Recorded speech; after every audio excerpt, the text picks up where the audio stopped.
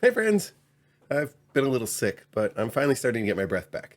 You know what would really help? Some poems. You in? Alright, so first off, some really cool poetry news. I took fourth place in an international poetry competition put on by EuroNPD. If you don't know them, that's the European network of people who use drugs. And they're an advocacy group that focuses on drug education, harm reduction, and legal reform in Europe. That's a cause I'm pretty happy to support. And whether or not you're a person who uses drugs, I hope you'd agree that increasing safety and decreasing misinformation are important parts of changing our approach to drugs. There's a link below to their site if you want to check out more about what they do. For the competition, they asked us to reimagine a character from an old folk song dating back to the 1920s called Cocaine Lil and Morphine Sue. It's a bouncy poem about the party life of a coke-sniffing socialite and her druggy friends. And while it's written in a fun way, it does in the way those kind of stories typically do, with Cocaine Lil overdosing fatally. The last lines are, alone in the morning at 3:30, they were all lit up like a Christmas tree. Lil got home and started for bed, took another sniff, and it knocked her dead. They laid her out in her cocaine clothes. She wore a snowbird hat with a crimson rose. On her headstone, you'll find this refrain. She died as she lived, sniffing cocaine. When I read the poem, I appreciated that it showed both the highs and the lows of the addiction that its titular character faced, without getting particularly judgmental about it. Lil enjoyed her life, but it consumed her and it became her legacy. I think having honest conversations about both ends of the experience is an important part of how we get better at this. And in the interest of honesty, I'll let you know, coke has never really been a drug for me. I'm too anxious to want that kind of energy. Now, while I've never had an addiction to it, I have had enough body parts taken out of me to have a little bit of experience with morphine. So when I saw this challenge, I focused in on Lil's friend, Morphine Sue. And this is my modernized take on that character. I met her at a party. Friends called her Morphine Sue. She said she had a secret to keep away the blues. She had soft, fuzzy hair under the hard club lights and asked me how well I planned to sleep that night. We wandered back to her place where she gave me the tour. Wasn't much more there than a mattress and a floor. Who needs more stuff when I have enough to dream? And she pulled out a couple pills so she could show me what she means. She dreamt about a fireplace. She dreamt about a fire.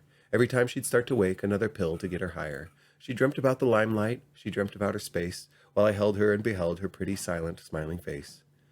She dreamt us a vacation, an island getaway. In her dream, we'd hide inside and dream the days away. She asked me if I liked it. I said I didn't know. Her dreams sure sound amazing, but it's hard to see the show. I dared to dream about romance and what we could become. She told me, if she's honest, dreaming sounds a lot more fun. So when my dreams were finished, only one thing left to do. I left and wished my best to the dreamer, Morphine Sue. I've told you before that I wouldn't be here if it weren't for a few particularly important drug experiences. But I think that you lose out when that becomes the focus of your life. Drugs are better as a tool than as a persona. Anyways, thanks to EuroNPUD for running this contest, and I'm honored to be selected as one of the winners. While we're talking about using these kind of tools, here's a quick poem I wrote about being careful with your preparations. It's just a simple evolution to prepare a quick solution. Just mix the bases with reagents to reach the right dilution. Mix or stir or shake, watch reactions take, and track the stats with graphs to ensure there's no mistake. You might need a special tool or a place for it to cool, and ventilation at every station to follow safety rules. Before you reap your treasure, be sure to take a measure, dispense the dose you know the most, and drip a drop of pleasure. When I think of dripping drops of pleasure, it's hard not to think of the world's most widely used psychotropic, caffeine. And I have a pair of poems, they're kind of siblings about that. The first is called Awake at Day. The body wants to rest, but duty doesn't wait. When the brain is slow to answer, it's time to caffeinate. You can get it from a can or from a latte machine. Ultimately, you're getting it from some kind of bean, in your tea or in your coffee or in your energy drinks. It's a molecular miracle making easier thinks. Next refill is just a break away. Then I'll be feeling awake at day. The follow-up is called Awake at Night. The day's been spent, but the work's not done. If the pot's still hot, could you pour me another one? If not, if it's shot, I'll pop over to the shop and see what they've got that has a little bit of hop. Doc said watch the clock and stop sipping on it late, but the deadline's coming quick, so good habits have to wait. Headache tomorrow for this mistake tonight, but I'm on that grind feeling awake at night. I think we've all had those kind of nights. Usually if I let a caffeine buzz run too late, I wind up imagining big, elaborate puzzle adventures that I want to build for you all to play. Because once I'm sleepy enough that all the actual work is conveniently shoved off to tomorrow, it's easy to get lost in big ideas.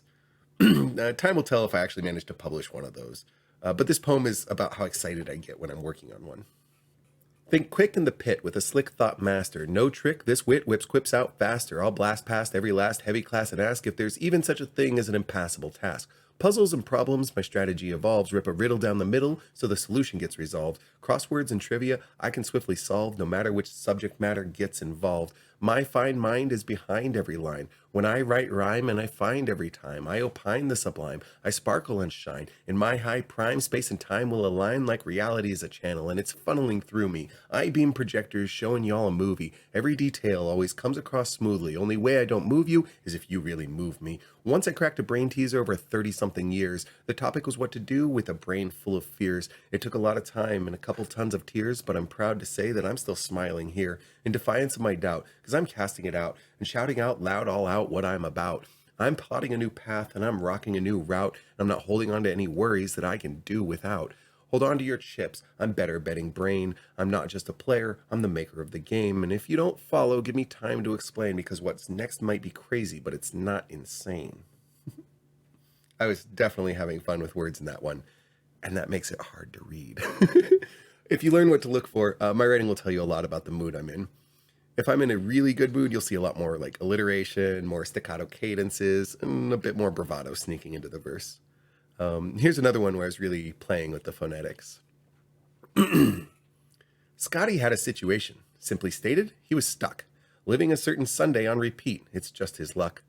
Soon after every sunset, when he saunters off to sleep, where he lies and shuts his eyes, he always starts to hear the beep of his alarm announcing the arrival of another Sunday, and it plays out the same way every single dumb day. It doesn't seem to matter whichever trick he tries, he wakes again on Sunday every day without surprise. He remembers every forgotten day, a cruel if subtle touch, as if this loop around the clock wasn't tortuous enough. But still, he's yet to meet the witch, so she can't tell him why she cast the curse. See, on Monday, Scotty was sure to die. Poor Scotty. If you knew tomorrow was your last day, and you had the chance, how many times would you want to relive today? I don't know. While we're talking about playing with words, though, here's a poem I wrote with the goal of condensing a rich feeling of serenity into a very small pile of letters. It's called Sun Garden. Brass bouquets of buttercups, glowing gold gardenia, crops of copper coral bells, and resplendent rhodamenia. My many metal miracles make my greenhouse glisten, as sun-soaked serenades surprise the sort who like to listen. If you're picturing a greenhouse full of shining metal flowers with like a rich amber hue, I'll consider that one a success. Speaking of tiny poems, here's an old favorite about a curious garden creature, the snail. This one's called Little Winds. A snail has a way of showing that our quick attention masks their intention, so much that even slowing down to look close and focus on the motion, we ask where they are going. And if we turn our gaze for part of a day, we have little chance of knowing which way was forward after we were bored. Little winds slowly flowing.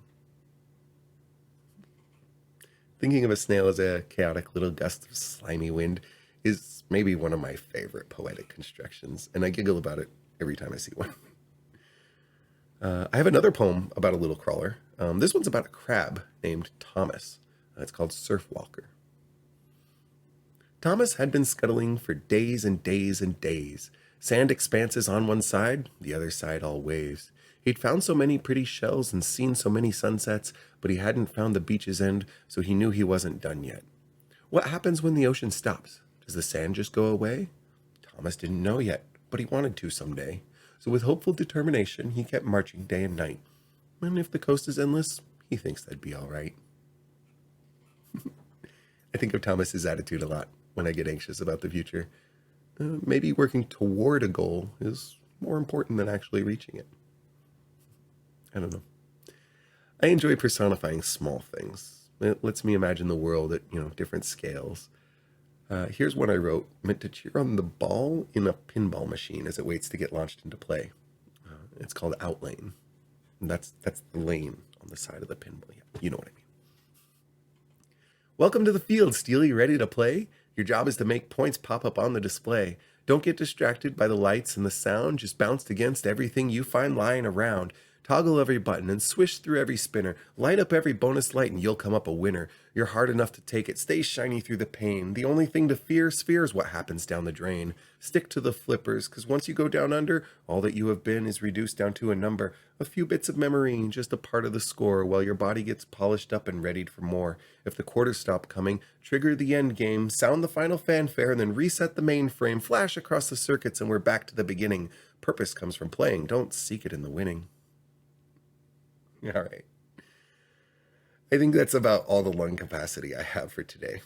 Remember, I'm happy to take requests, so shout out any topics in the comments so that I have some new stuff to write about. And hey, I know that life is getting a little busy as winter approaches. Holidays loom on the horizon and the skies are changing shades. But I sincerely appreciate that you spent a few minutes today to listen to some poems. Putting these together is a lot of fun, and I really hope they get to be little breaks from your day where you get to smile for a bit. All right. Well, whatever it is that you have to get back to, I guess it's time to leave you to it. I'll be back soon with more. I'll see you then.